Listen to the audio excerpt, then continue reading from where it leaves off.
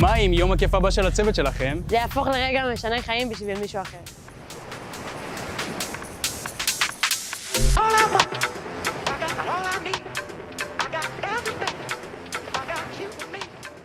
ארגנתי יום כיף פה לכל הקבוצה שלי.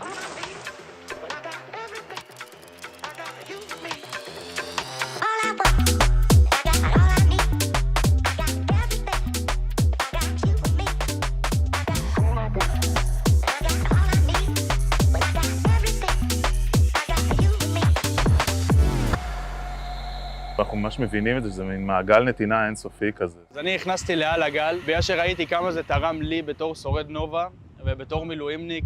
בשבילי זה הבית שלי, אני נמצא פה כל הזמן, ובזכותם אני יכול להגיד שאני מי שאני היום. זה העסק החברתי שעוזר לגל שלי, ושימשיכו את הפעילות שלהם, לעזור לנוער בסיכון, לחיילים, לאנשים שעברו את ה-7 באוקטובר.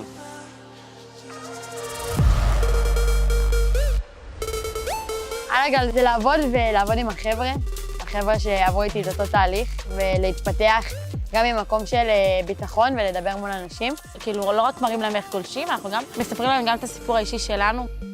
לעשות אירוע כזה עם משמעות זה נותן כל כך הרבה יותר.